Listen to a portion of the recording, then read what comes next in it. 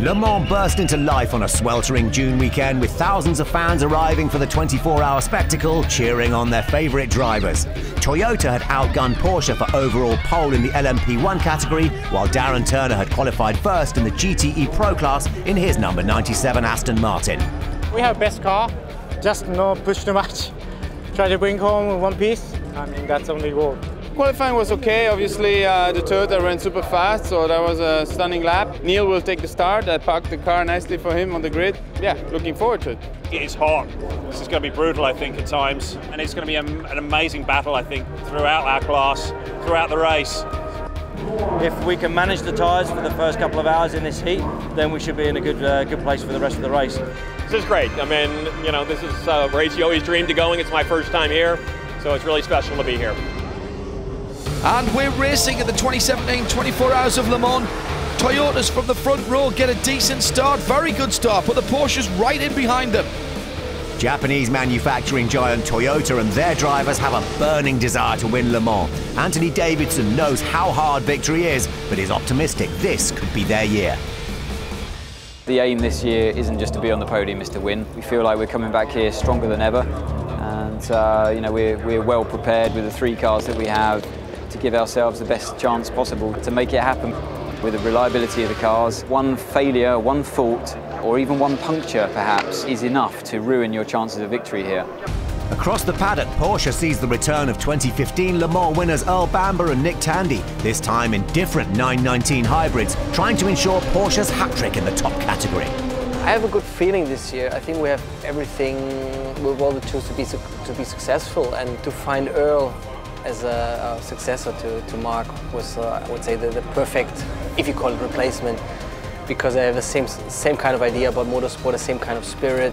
Oh, drama for the number 2 Porsche. Timo Bernhard's got it back to the garage. This looks serious. This could be the race over for them. We brought the car in, and now guys are checking and repairing, and we try to be out as quick as possible.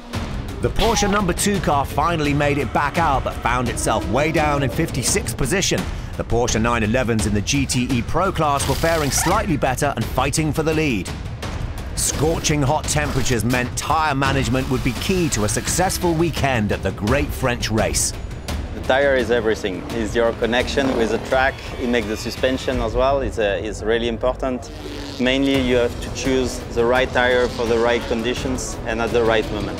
As soon as the temperature change, the humidity change, if the sun go down, the night's coming, you have to switch at the right moment, because when you go for a stint, in GT you go minimum for 2 hours. And if you choose the wrong tires, you can struggle for 1 hour or 1 hour and a half. And you cannot change, because if you change, you're losing too much time.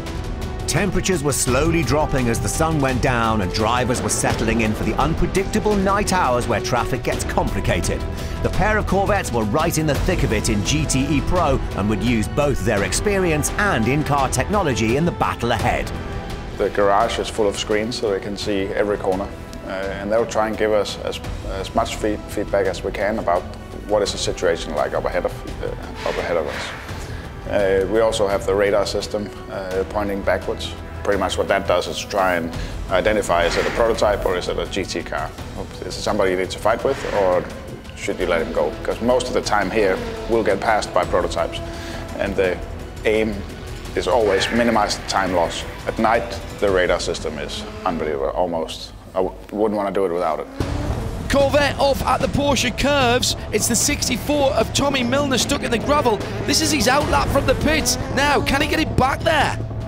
They were not the only GT runners to suffer during the night. Porsche's Michael Christensen crashed out in the early hours.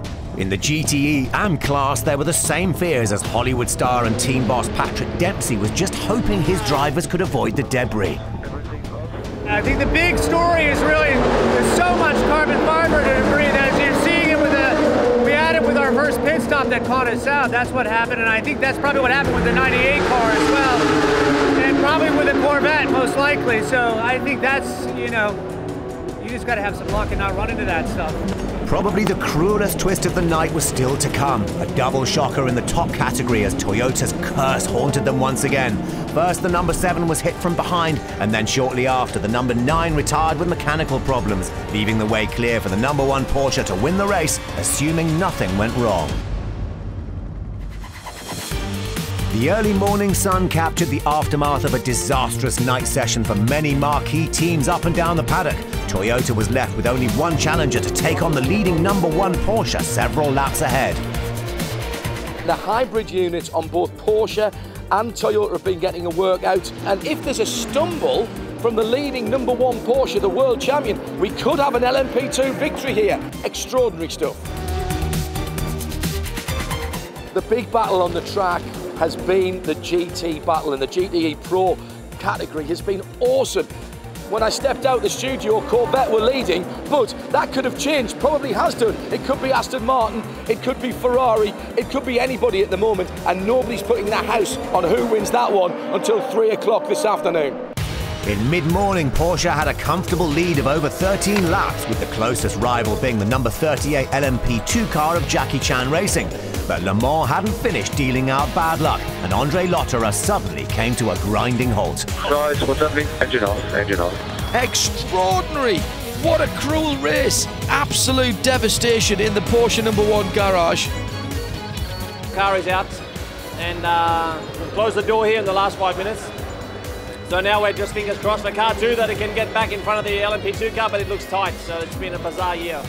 Different pit strategies muddled the picture in GTE Pro, with all manufacturers still in with a chance, but it was the #97 Aston Martin and the #63 Corvette trading paint for top spot. Whoever walks away with this victory earned it, and whoever finishes second deserves a big pat on the back, because I'll tell you what, to be this close after this far, as difficult as it's been, is an extraordinary accomplishment. After one of the greatest recoveries in Le Mans history, Brendon Hartley's stint paved the way for Timo Bernhard to finally restore order at the front, passing Ho Pin Tung in the Jacki LMP2. Timo Bernhard goes past the #38 Jacki DC Racing LMP2 car, and Porsche lead Le Mans. This car, with over an hour in the garage yesterday afternoon, back at the head of the timing screens. Now they've got to make it to the end. Push hard to get ahead of the P2s. We never expected to be leading with 40 minutes to go. I don't want to say too much yet. It's a crazy race. We know what Le Mans can bring. And yeah, I'm keeping my fingers crossed and trying not to think about it too much. But the drama hadn't finished. Jordan Taylor in his Corvette C7R was using every inch of the track to hold off Johnny Adam in the #97 Aston. But on the final lap, the #63 started slowing due to a puncture, which gave Aston Martin victory in the GTE Pro class. In a race of pure attrition, Timo Bernhard succeeded in guiding the 919 hybrid home to take overall victory. Oh, well done. Well done, everybody. Crew, well done for all your hard work. Porsche have now won an unprecedented 19 overall victories at Le Mans. Absolutely incredible to get one for, you know, Brendon and Timo. I mean, they've been both part of the program from the beginning, and I mean, this day was amazing. I can't believe that we managed to pull that off from the back of the field, 1 hour in the box. It's down to the hard work of the people in this pit, because without them, we wouldn't have got running again, and this is one's for them.